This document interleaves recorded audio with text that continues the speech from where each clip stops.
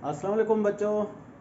तो आज हम फिर अपने लेक्चर का आगाज़ करने जा रहे हैं। हम पार्ट्स ऑफ स्पीच पढ़ रहे थे, अज्जाए कलाम, पार्ट्स ऑफ स्पीच या अज्जाए कलाम, और कोशिश करेंगे कि आज वो तमाम हो जाएं। और जिस तरह आप देखें ब्लैक बोर्ड, वाइट बोर्ड मैंने जो है ना ये मुख्तलिफ तरह तरह के सेंटेंसेस से भर रखा है। इनकी जब वजाहत होगी तो आपको पता चल जाएगा कि पार्ट्स ऑफ स्पीच क्या हैं, कितने हैं, और इसके अलावा कहाँ कहाँ इस्तेमाल होते हैं। तो मैंने पहले आपको बताया था जिस तरह के इंग्लिश ज़ुबान के जो है ना, अंग्रेज़ी ज़ुबान के कम बेश 10 से 15 लाख अल्फाज हैं।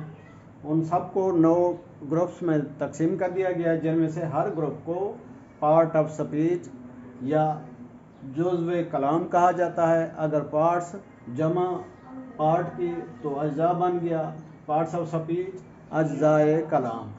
तो ये तादाद में 9 थे, जिनमें सबसे पहले जो था वो नाउन था, फिर प्रोनाउन, फिर वर्ब, फिर एडजेक्टिव, फिर एडवर्ब, फिर प्रीपोजिशन, फिर कंजंक्शन, फिर इंटरजेक्शन, और लास्ट पे जो नहुम था वो थे आर्टिकल।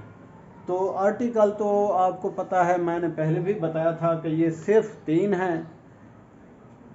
15 लाख के ज़ख़ीरे में से आर्टिकल सिर्फ 3 हैं। इनको हरूफ तनकीर व तखसीस कहा जाता है। ये आ, एन, एंड द हैं, या इसको दी भी पढ़ा जाता है, आ, एन एंड द। तो कॉमन सिंगुलर नाउन जो भी होगा, कॉमन नाउन होगा, सिंगुलर होगा, और इसमें नकरा होगा, तो अगर वो वावेल से शुरू हो रहा है तो एन लगेगा। जैसे एन ऑरेंज है या एन एप्पल है, यानी vowel sound A, E, I, O, U 5। और अगर वो कॉन्सोनेंट साउंड से शुरू हो रहा होगा कोई वर्ड, तो होगा इसमें नकरा, होगा भी सिंगल, तो उससे पहले आ लगेगा। जैसे आ बुक, ये किताब, पेन, एक कलम, ब्लैक बोर्ड, एक तख्त एशिया, वाइट बोर्ड, एक सफ़ेद तख्त एशिया, सफ़ेद तख्ता जिस पे लिखा जाता है। तो सिंगुलर और कॉमन नाउन के लिए जो कॉन्सोनेंट से शुरू हो रहा वहाँ आ लगेगा, और जो वावेल साउंड से शुरू हो रहा होगा तो एन लगेगा। अगर कोई इसम हम किसी सेंटेंस में 2 बार इस्तेमाल करते हैं, पहली दफ़ा तो आ एन लगेगा, लेकिन जब दूसरी दफ़ा उसका इस्तेमाल होगा तो वो ख़ास हो जाएगा और वहाँ दा लगेगा। इसके अलावा थर्ड फॉर्म ऑफ एडजेक्टिव, इसमें सिफत के 3 दर्जे होते हैं जो आगे हम पढ़ेंगे, तो तीसरे दर्जे से पहले भी दा लगता है। और इसके अलावा यूनिक थिंग्स हैं which are found in universe, जैसे ज़मीन है, चांद है, सितारे हैं, या इसी तरह बाज़ समुंदर हैं, जैसे the ocean, the Indo, the Arabian sea है, द रेड सी है, यानी समुद्रों के नामों से पहले, और बाद ममालिक हैं उनके नामों से पहले, या जजीरों के नामों से पहले दा लगता है। और third form the best, the worst, यानी थर्ड फॉर्म ऑफ एडजेक्टिव से इसमें सिफत की तीसरी दर्जे से पहले भी, जिसको हम तफजील कहते हैं, तफजील बिला मुकबला, तो वहाँ भी दा लगता है, आ, एन एंड दा। तो आर्टिकल ये तो यही मुख्तसर से है। इसके बाद आते हैं जी, हम देखते हैं कि हमने पहले 5 पढ़े थे। नाउन पढ़ा था, noun is the word used in the name of person और प्लेस। और फिर प्रोनाउन पढ़ा था, pronoun is a word which is used in the place of noun. फिर उसके बाद एडजेक्टिव पढ़ा था, adjective is a word qualifying a noun और प्रोनाउन। फिर वर्ब पढ़ा था, verb is a word which indicates being और doing on the part of subject. फिर उसके बाद एडवर्ब पढ़ा था, adverb is a word which adds to the meaning of adjective, verb or an other adverb. और उसके बाद preposition, preposition is a word which is placed before a noun. Preposition is a word which is placed before a noun. preposition हुरूफ जार एक ऐसा लफ्ज़ है जो किसी इस्म से पहले आता है, या preposition is a word with preposition is a word following the noun, यानी किसी इसम से पहले जो है ना ये कोई जो भी लफ्ज़ इस्तेमाल होगा वो प्रीपोजिशन होगा।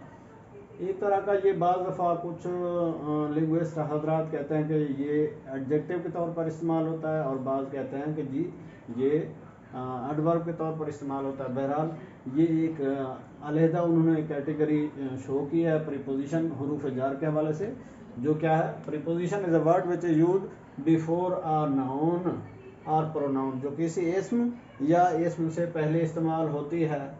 तो ये प्रीपोजिशन अगर यहाँ हम देखें तो प्रीपोजिशन की एक मैंने एक लंबी चौड़ी एक लिस्ट लेकर दी है, ये आपको याद करना होगी।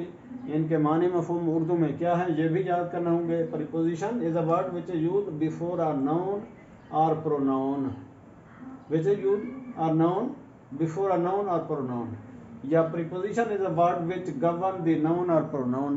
प्रीपोजिशन एक ऐसा लफ्ज़ है जो किसी इसम या इसमें ज़मीर पर हुक्मरानी करता है। तो ये देखें जी ये सारी प्रीपोजिशन है जिनमें सबसे पहले इन लिखा है मैंने, इसके माने हैं में, इसके माने उर्दू में या किसी चीज़ के अंदर। थ्रू लिखा है, थ्रू आर पार, में से। अगर ये हम एक गोल जो है ना दायरा, इस दायरे के आर पार जो भी चीज़ गुजरेगी वो क्या होगी, थ्रू होगी। A bullet through his body, a bullet hit या bullet passed through his body, गोली उसके जिस्म के आर पार गुजर गई। ठीक है जी। थ्रू के मानी है आर पार, थ्रू के मानी आर पार, जैसे ये देख रहे हैं। इन अंदर, he was in the room, वो कमरे के अंदर था। Into, goat fell into the well, बकरी कुएं में गिर गई। अगर कोई चीज़ मुतहरक करते हुए हरकत करते हुए जाए तो उसके लिए इनटू इस्तेमाल होता है। ऑफ द पेज ऑफ, ये ऑफ नहीं है ये ऑफ है, इसको तलफ़ुज़ में देखें तो ऑफ, ओ वी ऑफ, अब मिल्कियत को ज़ाहिर करता है। ऑफ अगर पढ़ेंगे तो वो ओ डबल एफ हो जाएगा, ऑफ है ये of.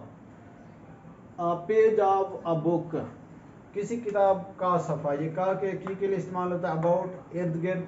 He turned around the circle, वो दायरे में मुड़ा। अबाउट, इर्द गिर्द। अबव, अच्छा, अबव अस इज स्काई, हमारे ऊपर आसमान है। अबव अस इज स्काई, हमारे ऊपर आसमान है।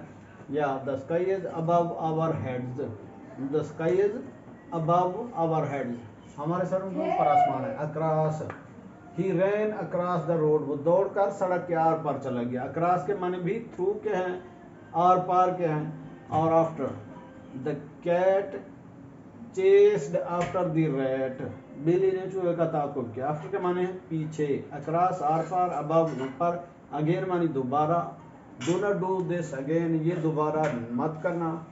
अलॉन्ग मानी साथ साथ। ही वॉक्ड अलॉन्ग द रोड, वो सड़क के साथ साथ चला। ही लीन्ड अगेंस्ट द वॉल, वो दीवार के साथ झुक गया, दीवार के साथ उसने सहारा लिया।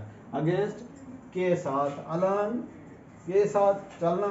ही वॉक्ड अलॉन्ग द रोड, वो सड़क के साथ साथ चला। Around the car turned around the corner, car कोने से मुड़ी। अराउंड मानी गिर्द, दायरे में, इर्द गिर्द। At, who is at the door, at मानी पर, यानी दरवाजे पर कौन है। On, the book is on the table. To, he went to school, वो स्कूल चला गया। की तरफ, टू मानी की तरफ। Before the cat was, before the dog, बिल्ली कुत्ते से आगे थी। बिफोर मानी आगे। Behind, he hid himself behind the tree, उसने खुद को दरख्त के पीछे छुपा लिया। बिहाइंड पीछे। बाई मानी साथ। The bicycle is by the wall, यानी जो बाईसाइकिल है वो दीवार के साथ है। Beside, put this pen beside the book, ये पेन किताब के साथ रख दो। डोंट मानी नीचे, ड्यूरिंग मानी दरमियान, एक्सेप्ट मानी के सिवाय, फॉर मानी के लिए या चूंकि, फ्रॉम मानी से, ऑफ मानी जहाँ ये ऑफ है, ऑफ मानी दूर, थोड़ा सा दूर, ओवर मानी ऊपर, बिटवीन दरमियान, ओवर ऊपर, राउंड फिर इर्द गिर्द, सिंस मानी से या में से, टिल मानी तक, टू वर्ड की तरफ, ये मूवमेंट को जाहिर करता है। अंडरनीथ नीचे, the man sat underneath the tree, आदमी दरख्त के नीचे बैठ गया, अंडरनीथ नीचे, up, he looked up the street, उसने ऊपर गली की तरफ देखा, upon, once upon a time, एक दफा का जिक्र है, अपान भी ऊपर, विद मानी साथ, अंडर नीचे, the cat is under the table, बिली मेज के नीचे है, एटसेट्रा। और बाल दफा ये प्रीपोजिशन जो है ना दो या तीन इकट्ठे मिल जाती है उनको कंपाउंड प्रीपोजिशन कहा जाता है। जैसे आउट ऑफ है, out of, he walked out of the house, वो घर से यानी निकल कर बाहर चला गया। As far as he is concerned, जहाँ तक उसका ताल्लुक है, as far as he is concerned. अच्छा जी, अप टू भी कंपाउंड है, etcetera, as far, out of, up to, ये कंपाउंड प्रीपोजिशन है जी। प्रीपोजिशन आपके समझ में आ गई होंगी। Preposition is a word which is put before a noun or pronoun. Preposition is a word which is placed before a noun or pronoun. A noun follows the preposition. Noun, pronoun follows the preposition. या preposition is a word which governs the noun or pronoun. ये जिस तरह भी आप इनकी तारीफ करें ये सही है। preposition किसी भी याद रखें इसम या इसमें ज़मीर से पहले आती है। प्रीपोजिशन हमेशा इसम या इसमें ज़मीर से पहले आती है, इसके फ़ौरन बाद नाउन आता है। प्रीपोजिशन के फ़ौरन बाद क्या आता है जी? कोई नाउन। अगर नाउन ना आए तो वो प्रीपोजिशन नहीं होगी। ये प्रीपोजिशन। इसके बाद कल हमने एक पढ़ा था phrase. Phrase group of word which acts as a single part of speech is called phrase. Group of words अल्फाज का मजमुआ which acts as a single part of speech, जो वाहिद पार्ट ऑफ स्पीच यानी वाहिद जुज़्व कलाम के तौर पर इस्तेमाल होता है, उसको क्या कहते हैं जी? फ्रेज, या इसको मरकब भी कहा जाता है। तो फ्रेज की मिसालें देखें जी। प्रीपोजिशन ये वाली है जी। ये जो है ना आर्टिकल सिर्फ 3 है, आ, एन, द। और इसके अलावा आप फ्रेज को देखें जो कल हमने पढ़ा था। Phrase is a group of words which acts as a single part of speech is called phrase, यानी जो एक वाहिद जुज़्व कलाम के तौर पर अल्फाज का मजमूआ इस्तेमाल होता है उसको फ्रेज कहा जाता है। तो ये जुमले देखें, नंबर 1 पे लिखा है जी, ही वॉक्ड इन द गार्डन। अब ये तो आपको पता है जी, ये सब्जेक्ट है, ठीक है जी। वॉक्ड हो गया वर्ब, और जो है ना आगे इन द गार्डन, ये जो है ये है फ्रेज जी। आपको पता है अब ये फ्रेज जो है, ये फ्रेज किसकी यानी एडवर्बियल फ्रेज इसको कहा जाता है। एडवर्बियल फ्रेज क्यों? क्योंकि ये एडवर्ब के तौर पर काम कर रहा है। ये सब्जेक्ट है, सब्जेक्ट के बाद वर्ब है, और वर्ब की फेल की कई अक़साम हैं, जिनमें से मॉडल वर्ब या हेल्पिंग वर्ब, वाज, और ये जो बीन या हैज़, हैव, हैड, ये इस तरह के थे, हेल्पिंग वर्ब थे। तो कुछ जो होते हैं वो ट्रांसिटिव वर्ब होते हैं, यानी मुताद्दी अल्फाज जो फ़ाइल फेल के अलावा उनके लिए मफ़ूल लाजमी होता है। कुछ होते हैं ट्रांसिटिव, इनट्रांसिटिव यानी लाजमी अफ़ाल जिनमें फ़ाइल और फेल सिर्फ चाहिए होता है, मफ़ूल की ज़रूरत नहीं होती। तो ये वही इनट्रांसिटिव वर्ब है। यानी इनट्रांसिटिव वर्ब दूसरे अल्फाज में वो सिर्फ फ़ाइल का एक्शन या उसकी सरगर्मी या उसकी हालत ज़ाहिर करता है, वो मफ़ूल पर असरअंदाज नहीं होता। तो वाक भी किसकी सरगर्मी ज़ाहिर कर रहा है? ही की।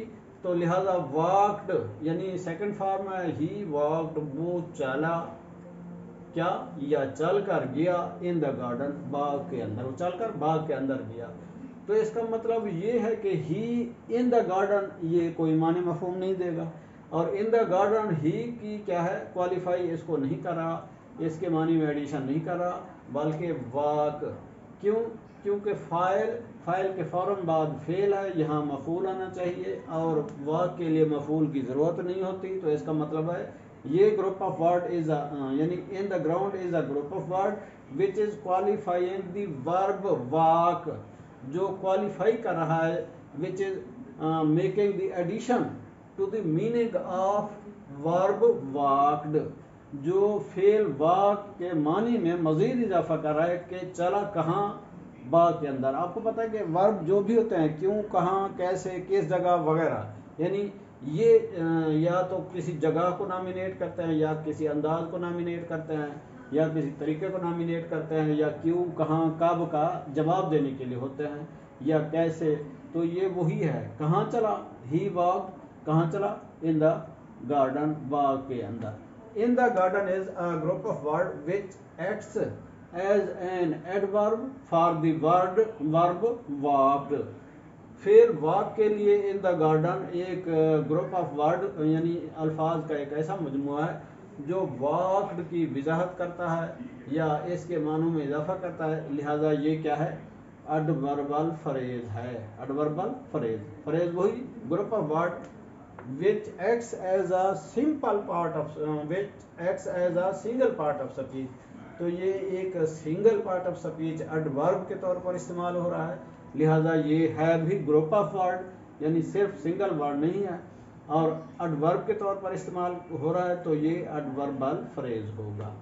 अब नंबर 2 पे देखें, the river flows through the town. ये भी वही ऊपर वाला ही है, यानी रिवर दरिया को कहते हैं जी, दरिया बहता है, फ्लोज बहता है थ्रू द टाउन, शहर के बीचों बीच, शहर में से, शहर के आर पार गुजर कर दरिया बहता है। शहर के एक सिरे से शुरू होता है, दूसरे सिरे से, ये वाला थ्रू, यानी में से, यानी दरिया जो है ना वो शहर कस्बे में से होकर बहता है, दरिया कस्बे में से होकर बहता है।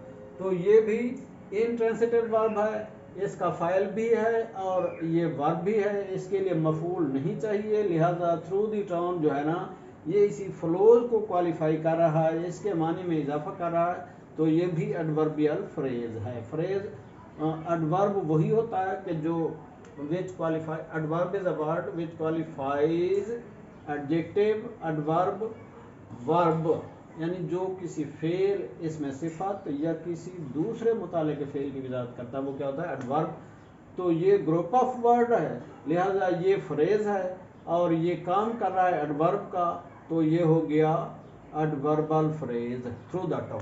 Through the town adverbial phrase है जी। अच्छा जी, तीसरे नंबर पर आई हरीड इनटू द रूम, मैंने कमरे में जल्दी की, यानी मैं दौड़ कर जल्दी से कमरे के अंदर दाखिल हो गया। तो ये भी एक तरह का इंट्रांसिटिव वर्ब है, यानी फाइल भी है और फेल भी है, इसका मफहूम यहाँ पूरा हो गया। तो इनटू द रूम जो आगे वजाहत कर रहा है, क्यों, कहाँ, कैसे, या किस तरह, या किस में, या किस जगह, तो ये group of word is acting as a adverb for the verb, second form of verb hurried।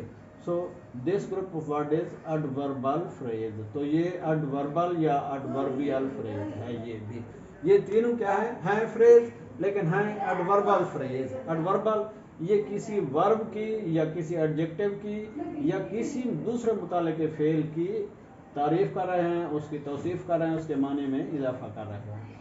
तो ये ए वाले तीनों जो है ना ये एडवर्बल फ्रेज हैं। In the ground, in the garden, sorry, through the town, कस्बे में से, he walked in the garden, वो चलकर बाग में गया। The river flows through the town, बाग जो अपना दरिया जो है ना वो कस्बे में से होकर गुजरता है। आई हरीड इनटू द रूम, मैंने यानी बहुत ही उस सूरत से, उजरत से मैं कमरे में दाखिल हो गया, जल्दी से कमरे में दाखिल हो गया। आगे देखें, बी में 3 जुमले मैंने और सेंटेंस लिखे हैं। The captain of the ship alone survived. अब ये जो है ना ये तो हो गया वर्ब जी, ये वर्ब है जी आगे। और आगे देखें ये अलोन, ये एक तरह का एडवर्ब है, और यहाँ captain of the ship, captain of the ship, the captain of the ship, ship alone survived, यानी सिर्फ जहाज अकेला बच गया। ये तो इसकी वजाहत नहीं करा, इसका मतलब है ये कैप्टन जो है ना, कैप्टन ऑफ द शिप, ये वाला जो है captain of the ship, the captain alone survived, सिर्फ अकेला कैप्टन बच गया। The captain of the ship alone survived, यानी जहाज का जो कैप्टन था वो अकेला बच गया। तो ये जो है ऑफ द शिप, तो ये क्या है जी, ये एडजेक्टिव है और ये कैप्टन की वजाहत कर रहा है, कैप्टन ऑफ द शिप। हाँ तो बच्चों अब बी के हम सेंटेंस देख रहे हैं। The captain of the ship, यानी जहाज का कप्तान अलोन सर्वाइव्ड, अकेला जहाज का कप्तान बचा। तो ये ऑफ द शिप जो है ये एक कंपाउंड यानी ग्रुप ऑफ वर्ड्स है। Of the ship group of words है, किसकी वजाहत कर रहा है, द कैप्टन की, यानी जहाज के कप्तान की। तो यूं समझ लो ये एडजेक्टिव के तौर पर काम कर रहा है। The captain of the ship, of the ship is the group of word which is acting as a adverb, which is acting as an adverb। या अगर the captain of इसको adverb ले ले the ship का, तो ये adjective के तौर पर, group of word adjective के तौर पर इस्तेमाल हो रहा है, group of word adjective के तौर पर इस्तेमाल हो रहा है, यानी जहाज का कप्तान अकेला जिंदा बचा। नेक्स्ट पे देखें, Napoleon became emperor of France. Napoleon became, ये नेपोलियन एक शहनशाह गुजरा है जी, बिकेम बन गया, एम्परर शहनशाह ऑफ फ्रांस, ये किसका, जी of France is a group of word which is adding to the meaning of emperor, which is adding to the meaning of emperor, जो इम्परर के मानों में इजाफा कर रहा है। लिहाजा ये भी ऑफ फ्रांस क्या है, group of word which qualifies a noun is called adjective. So this is a group of word, so it is a phrase. thus of France is an adjective phrase which qualifies the noun emperor, शहनशाह। Napoleon France का शहनशाह बन गया। तो यहाँ और छठे number पे देखें जी, a bird in the hand, a bird in the hand। अब a bird तो ये है कि in the hand is a group of word, in the hand is a group of word which is qualifying a bird, यानी एक परिंदा, जो परिंदा यानी तुम्हारे पास जो कुछ है वो उससे बेहतर है जिसका आप इंतजार कर रहे हैं। A bird in the hand is worth two in the bush, नो नकद न तेरा उधार, यानी तेरा जो उधार के हैं उससे जो 9 रुपए आपको नकद मिल रहे हैं वो ज़्यादा बेहतर हैं बनिस्बत उधार के जो तेरा आपको बाद में मिलेंगे। यानी जो चीज़ हाजिर है वो बेहतर है उस चीज़ से जिसका आप इंतज़ार कर रहे हैं। A bird in the hand is worth two in the bush, in the bush, यहाँ two in the bush, worth two in the bush।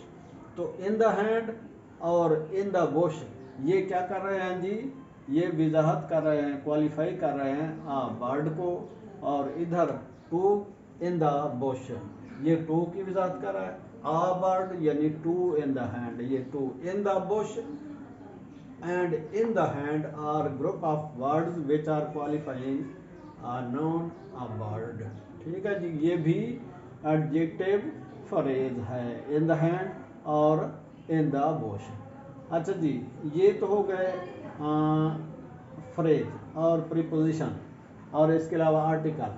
अब ये नीचे देखे मैंने कुछ जुमले लिख रखे हैं, ये जो हमारे पास प्रीपोजिशन है, प्रीपोजिशन एक तो सिंगल होती है, जैसे ये पूरी लिखी हुई हैं, इन है, थ्रू है, into, of, about, above, across, after, again, along, against, around, at, on, to, before, behind, etcetera, by, have, beside है। दूसरी होती है कंपाउंड फॉर्म ऑफ प्रीपोजिशन, वो मैंने आपको नीचे दिखाई है कि आउट ऑफ, आउट ऑफ ये यानी में से, ये कंपाउंड प्रीपोजिशन है, दो मिलकर बनी है एक, एज फॉर भी कंपाउंड है, अप टू भी कंपाउंड है।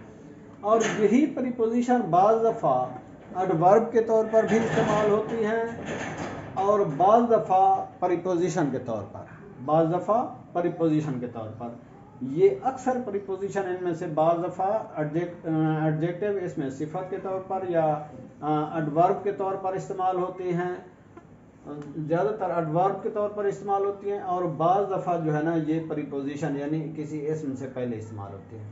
यहाँ नीचे मैंने 6 जुमले लिखकर दिखाए हैं वजाहत करने के लिए कि एडवर्ब के तौर पर कहाँ इस्तेमाल होंगी और एडजेक्टिव के तौर पर कहाँ इस्तेमाल, प्रीपोजिशन के तौर पर कहाँ इस्तेमाल होंगी। प्रीपोजिशन क्या है? एक तो इनका अपना फंक्शन है। Preposition is a word which is placed before a noun, जो किसी इसम से पहले रखा जाता है, ऐसा लफ्ज़ प्रीपोजिशन कहलाता है।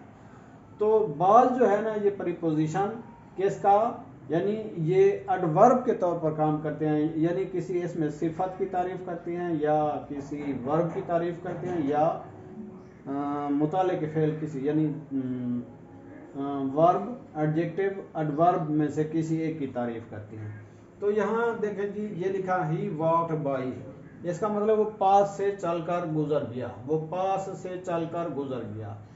यहाँ ये बाई के बाद कोई नाउन नहीं है, लिहाजा ये क्या है, ये एज ए एडवर्ब के तौर पर इस्तेमाल हुई है, एज ए एडवर्ब के तौर पर। जब प्रीपोजिशन के तौर पर इस्तेमाल होगी, इनमें से जो हैं ये प्रीपोजिशन उस वक्त होंगी इनके फ़ौरन बाद कोई नाउन या इसम आएगा। तो ही वॉक्ड बाई, वो पास से चलकर गुजर गया। ये बाई जो है ना यहाँ प्रीपोजिशन नहीं है, यहाँ एडवर्ब के तौर पर इस्तेमाल हुए। क्यों? ये इजाफा कर रही है वॉक्ड का, यानी पास से चलकर गुजर गया। तो इसी तरह I looked up, I looked up, तो अप भी क्या कर रहा है जी, ये इसके फौरन बाद कोई नाउन कोई इसम नहीं है, लिहाजा ये भी वर्ब के तौर पर एडवर्ब के तौर पर इस्तेमाल हो रही है। ये भी प्रीपोजिशन एज ए एडवर्ब काम कर रही है।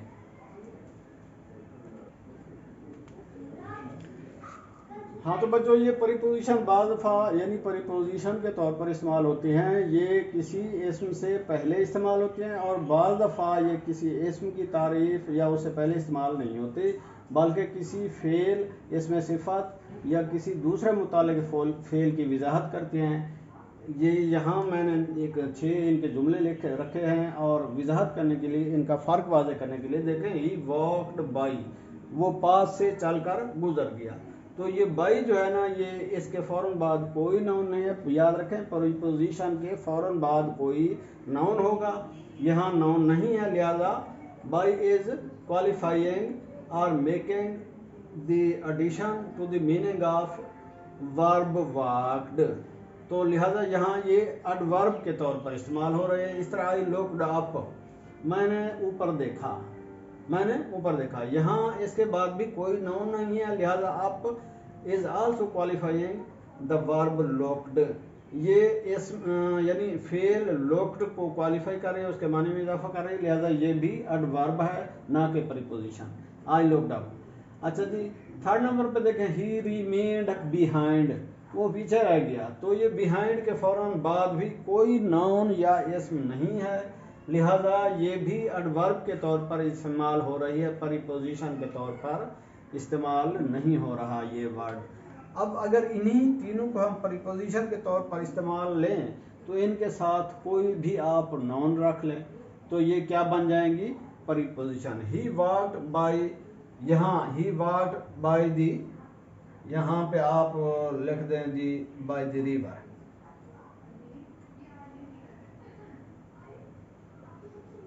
ही वॉक्ड बाय द रिवर, वो दरिया के साथ साथ चल रहा था, वो दरिया के साथ साथ चल रहा था।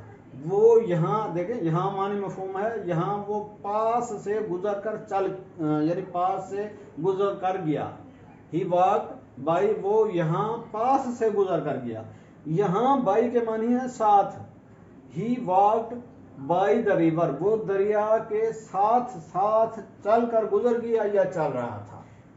अब अगर यहाँ आपके साथ यहाँ कोई और नाउन लगा दें, जैसे हम स्ट्रीट लगा देते हैं, गली है, उसने गली में देखा, ही लुक्ड अप द स्ट्रीट, उसने गली में खड़े होकर आगे देखा, सामने देखा, उसने गली में सामने देखा, लुक्ड अप द स्ट्रीट।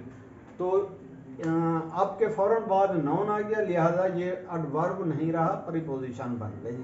तो यहाँ अगर आप ट्री लिख दें या इसके अलावा यहाँ हाउस लिख दें, टेबल लिख दें, कोई भी लिख दें, वॉल लिख दें, दीवार लिख दें, तो ये फिर क्या है जी, ये he remained behind tree, he remained behind the tree या he remained behind the table, वो दरख्त के पीछे रह गया या दरख्त के पीछे छुप गया या दरख्त के पीछे अपने आप को छुपा लिया। ही रिमेन्ड बिहाइंड द टेबल, वो मेज़ के बिल्कुल पीछे, यानी बिहाइंड पीछे। यहाँ ये एज ए एडवर्ब इस्तेमाल हो रहा है, जैसे ही इसके साथ नाउन ट्री या टेबल या कोई भी चीज़ लगा दें, ही रिमेन्ड बिहाइंड ट्री, वो दरख्त के पीछे छुप गया या दरख्त के पीछे रह गया या मेज़ के पीछे रह गया। तो अब आपको ये पता होना चाहिए कि प्रीपोजिशन क्या है, या तो किसी इसम से पहले आती है, फिर ये अपने बतौर हुरूफ जार इस्तेमाल होंगी, और अगर ये इसके बाद कोई इसम ना हो, कोई फ्रेज हो या कोई दूसरा वर्ब हो, जैसे वर्ब है या एडजेक्टिव है या कोई एडवर्ब है, तो फिर वो एडवर्ब के तौर पर इस्तेमाल होंगी, प्रीपोजिशन के तौर पर इस्तेमाल नहीं होंगी। तो अब फ्रेज का भी आप हमने पढ़ लिया, group of word which act as a single part of speech is called phrase, यानी अल्फाज का मजमुआ जो किसी वाहिद जुज़्व कलाम की तरह इस्तेमाल होता है, जो कि नौ हैं उनकी तरह इस्तेमाल होता है, वो फ्रेज कहलाता है। यहाँ इन द गार्डन है, थ्रू द टाउन है, इन टू द रूम है, यहाँ ऑफ द शिप है, और फिर ऑफ फ्रांस है, इन द हैंड है या इन द बुश है। ये यहाँ इन बी वाले जुमलों में एज एडजेक्टिव के तौर पर, इस एडजेक्टिव फ्रेज के तौर पर इस्तेमाल हो रहे हैं, of France, in the Bush, in the hand end of the ship. These group of words are used as an adjective phrase while in above three sentences. बल्कि ऊपर वाले ये तीन जो जुमले हैं, he walked in the garden, through the town and in the room, ये तीनों के तीनों ये किसके तौर पर इस्तेमाल हो रहे हैं जी, एडवर्बियल फ्रेज या एडवर्बल फ्रेज के तौर पर। यहाँ इन तीन जुमलों में of the ship, of France, in the Bush, in the hand, ये यहाँ एडजेक्टिव फ्रेज के तौर पर इस्तेमाल हो रहे हैं। ये हमारी प्रीपोजिशन भी हो गई, आर्टिकल भी हो गए, और इसके अलावा फ्रेज भी हो गया। अब एक और चीज़ हमने जो पढ़ी थी वो मैं आपको बताता हूँ जी। पार्ट ऑफ स्पीच में तकरीबन हमारे पास जो है ना 7 हम पढ़ चुके हैं। एक तो बिल्कुल इंतहाई सादा सा है, और वो है क्या, आर्टिकल। मैंने आपको बताया कि किसी सिंगल नाउन से पहले अगर वो नाउन किसी कॉन्सोनेंट साउंड से शुरू हो रहा है तो आ लगेगा, अगर वावेल साउंड से शुरू हो रहा है तो एन लगेगा। जैसे आ बुक है, आ टेबल है, आ क्वीन है, आ एम्परर है, यानी एक शहनशाह, एक शहजादा, किताब, कलम वगैरह, और एन एग है, यानी एक अंडा, एन एप्पल, एक सेब, एन एलिफेंट, एक हाथी, एन एंट, एक चूंटी, वगैरह वगैरह। ये वावेल साउंड से जो भी सिंगल नाउन शुरू होगा उससे पहले एन लगेगा, और जो सिंगल नाउन कॉन्सोनेंट से होगा भी कॉमन। याद रखें, प्रॉपर नाउन यानी इसमें मार्फा से पहले ना तो आ लगता है ना एन लगता है, ठीक है जी। हाँ बता, बाद जगहों पे इसमें मार्फा से पहले दा लगता है। तो आ हमेशा कॉमन नाउन से पहले लगेगा, और वो भी कॉन्सोनेंट साउंड के साथ। अगर उसकी साउंड वावेल है तो फिर एन लगेगा। और दा जो है ना, ये 4-5 मकामात पर इस्तेमाल होता है। जब एडजेक्टिव की थर्ड फॉर्म इस्तेमाल होगी तब भी दा लगेगा, जैसे द बेस्ट है, द वर्स्ट है, ठीक है। और इसके अलावा द मोस्ट, मोस्ट से पहले भी द मोस्ट ब्यूटीफुल। और इसके अलावा जो है ना, बात जो है ना, ये यूँ समझ लो कि अगर किसी इसम को हमने 2 बार जिक्र किया है उससे पहले भी दा लगेगा। जैसे he is a good athlete, he is a good athlete. The athlete is a man who takes physical exercise, यानी जब एथलीट को दूसरी दफ़ा इस्तेमाल किया तो उससे पहले हमने क्या लिखा, द उसके साथ लिख दिया। और इसके अलावा यूनिक थिंग्स हैं, जैसे नेचर में चांद है, सूरज है, इनसे पहले भी दा लगेगा। और इसके अलावा बाज़ डायरेक्शन है, जैसे मशरक यानी मशरक मगरब शिमाल जनूब, in the east, in the west, in the north, in the south, वहाँ भी दा लगेगा। और इसके अलावा बाज़ जो है ना ग्रुप ऑफ आइलैंड्स हैं, जजीरों के नामों से पहले भी दा लगता है, और बाज़ ज़बानों के नामों से पहले भी दा लगता है। ये आगे हम पढ़ेंगे। तो ये आर्टिकल हो गए जी। और इसके अलावा आगे जी हमारे पास एक लफ्ज़ था interjection. Interjection interjection is a word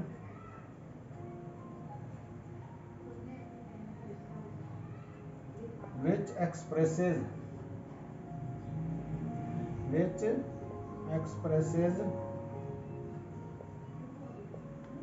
the sudden feeling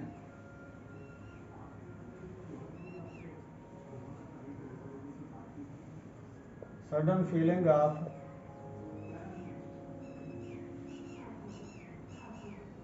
happiness or anger or gloominess।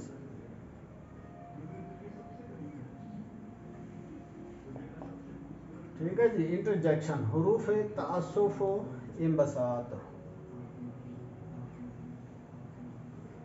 हरूफ इम्बसात, इम्बसात व तअस्सुफ। तासुफ अफसोस को कहते हैं, इम्बसात खुशी को।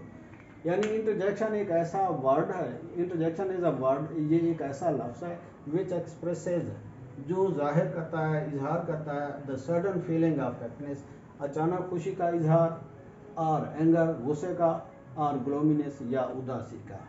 तो इसके मानी देखें, अलेस अफसोस, अलेस शी वॉज फाउंड डेड, अलेस।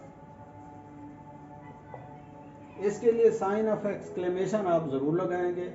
हरूफ है, इसको कहते हैं अलामत इस्तेजाबिया, या अलामत इम्बसात, या अलामत तअस्सुफ, ये वाली। Alas she was found dead by the road, वो सड़क के किनारे मुर्दा पाई गई। अफसोस वो सड़क के किनारे मुर्दा पाई गई। She was found dead by the road. ठीक है जी। इस तरह आह, आह, आह, ये भी अफसोस को जाहिर करता है। आवर टीम लास्ट मैच, आह अफसोस, हमारी टीम ने मैच हार लिया, यानी हमारी team, our team last match. आ गया जी हुर्रा। हुर्रा ये खुशी के इजहार के लिए इस्तेमाल होता है। Hurray, we have won the competition, we have won the competition, competition. आहा, हमने क्या है, कंपटीशन जीत लिया। Hurray, we have won the competition, हमने मुकाबला जीत लिया है। ठीक है। Interjection is a word which expresses the sudden feeling of happiness और एंगर और ग्लूमिनेस। इंटरजेक्शन हरूफ तअस्सुफ और इम्बसात, इम्बसात खुशी, तअस्सुफ अफसोस, यानी ऐसे हरूफ, ऐसे अल्फाज जो खुशी या गम या अचानक किसी फीलिंग या यानी इमोशन का इजहार करते हैं, जज्बे का, तो वो क्या कहलाते हैं, इंटरजेक्शन कहलाते हैं। ये देखें लिखे हुए हैं, अलैस अफसोस, आह भी अफसोस, हुर्रा आहा, उह तुफ, फाई ऑन यू, यानी नापसंदीदगी का इजहार के लिए, फू इट वाज अ स्टिंगी,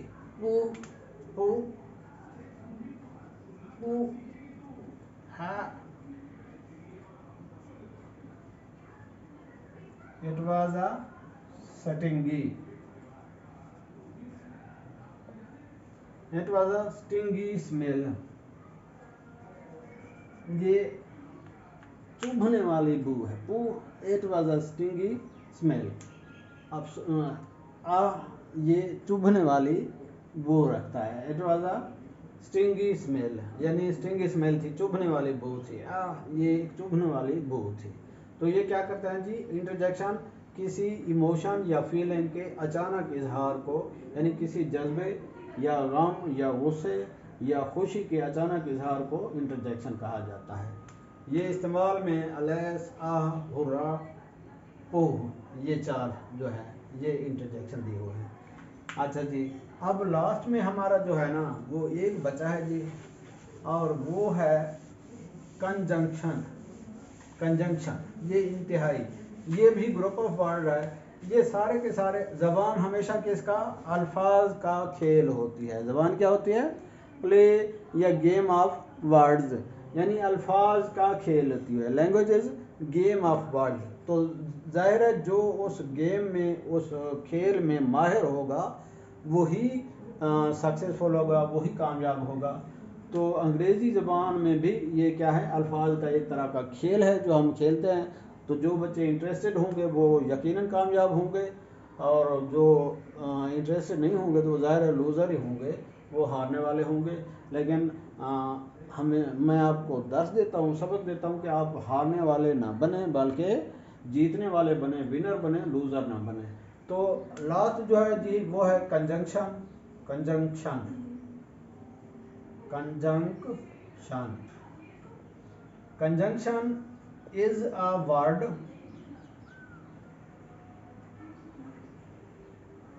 ये भी एक लफ्ज़ है, विच इज यूज्ड, जो इस्तेमाल किया जाता है, which is used to join, मिलाने के लिए,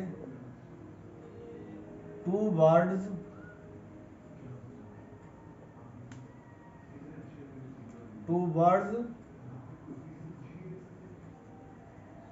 phrases and sentences।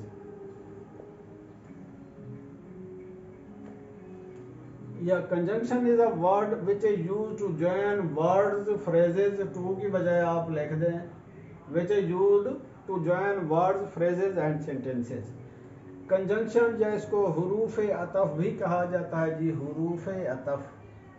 हुरूफ अतफ, हरूफ अतफ भी एक तरह का ये ग्रुप ऑफ वर्ड्स है, यानी अल्फाज का ऐसा ग्रुप है जो क्या किया जाता है, इज यूज्ड, इस्तेमाल किया जाता है, which is used is a group. Conjunction is a word, conjunction एक ऐसा लफ्ज़ है which is used to join words, phrases and sentences, जो अल्फाज को जोड़ने के लिए या फिर मरकबात को जोड़ने के लिए, यानी ग्रुप ऑफ वर्ड्स को जोड़ने के लिए या फिर जुमलों को जोड़ने के लिए इस्तेमाल होता है। इनकी एग्जांपल आप देख लें, यहाँ मैंने पहले लिख कर दिखाई है आपको, ताकि आपको समझ आ जाए कि ये एज ए कंजंक्शन यूज़ हो रहे हैं। जो ज़्यादातर इस्तेमाल होते हैं वो एंड है, और इसके अलावा जो है बट है, और इसके अलावा इफ़ है जी, ये एटसेट्रा, ये क्या है, ये सारे के सारे कंजंक्शन के तौर पर इस्तेमाल होते हैं। दो वर्ड्स यानी दो अल्फाज को आपस में मिलाते हैं, या दो ग्रुप ऑफ वर्ड्स या फ्रेजेस को आपस में मिलाते हैं, या दो सेंटेंसेस को आपस में मिलाते हैं। तो यहाँ देखें, John and his brother will go, तो जॉन और उसके भाई को एंड ने आपस में मिला दिया, जॉन और उसका भाई चले जाएंगे। तो and acts as a conjunction in the above mentioned sentence, and acts as a conjunction in first sentence which starts like John and his brother will go, यानी John and his brother। तो and किसके तौर पर काम कर रहा है जी, ये हरूफ अतफ के तौर पर, या his brother और John को जोड़ने के लिए। नंबर 2 पे देखिए, men may come, आदमी आते हैं, and men may go, आदमी जाते हैं, but I go on for ever, लेकिन मैं हमेशा जाता रहता हूँ या हमेशा ही जारी रखता हूँ। आदमी आते हैं, आदमी चले जाते हैं, but I go on for ever, लेकिन मैं हमेशा आगे चलता रहता हूँ। तो यहाँ बट जो है ना, इसने man may come and man may go और I go on for ever group of words हैं या सेंटेंस हैं, इनको मिलाया है, लिहाजा but is acting as a conjunction. तो यहाँ बट जो है ना ये कंजंक्शन के तौर पर काम कर रहा है। अब आगे देखेंगे नंबर 3 पे है, if you have tears prepare to shed them. अगर आंसू हैं तो बहाने के लिए तैयार हो जाओ, आंसू हैं तो बहाने के लिए तैयार हो जाओ। यहाँ ये जुमले के शुरू में इफ इस्तेमाल हुआ है, जबकि ये है हरूफ अतफ, दो हिस्सों को, दो अल्फाज को, दो मरकबात को, फ्रेजेस को या दो सेंटेंस को जोड़ने के लिए इस्तेमाल होता है। लेकिन ये शुरू में क्यों इस्तेमाल हुआ? इसलिए कि यहाँ कौमे की जगह ये इसको होना चाहिए, ताकि इसकी जगह, कौमे की जगह जब हम इसको निकाल के शुरू में लगा देते हैं तो इसकी जगह कोमा डालते हैं, जो कि यहाँ डला हुआ है।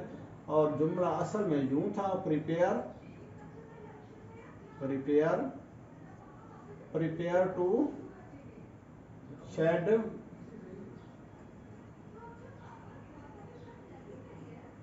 The tears if you have them. असल जुमला यूं था, तो इफ की जगह क्या है, ये इसको हमने जुमले के शुरू में लगा दिया, या इस सेंटेंस को इफ के बाहर निकालना है। इफ यू हैव देम या if you have tears prepare to shed them, prepare to shed them. तो इफ को शुरू में लगा दिया, इफ की जगह हमने कोमा लगा दिया। Basically if is acting as a conjunction. तो प्यारे बच्चों, आज का हमारा ये लेक्चर ख़त्म हुआ। आप हमारे चैनल को सब्सक्राइब कीजिए और हम इंशाल्लाह आगे जो है ना नेक्स्ट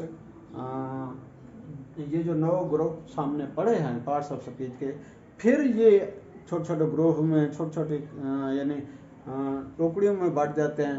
फिर उनकी वजाहत के लिए हम आगे मज़ीद पढ़ेंगे और हमारे ये पार्ट्स ऑफ स्पीच इख्तिताम को पहुँचे। याद रखें, अंग्रेज़ी ज़ुबान के 10 से 15 लाख अल्फाज हैं, उन सब को क्या है 9 ग्रुप्स में तकसीम कर दिया गया है। हर ग्रुप को पार्ट ऑफ स्पीच या जुज़्व कलाम कहा जाता है, और ये कहाँ कहाँ इस्तेमाल होते हैं और इनके नाम क्या हैं, ये सब मैंने आपको बता दिए हैं।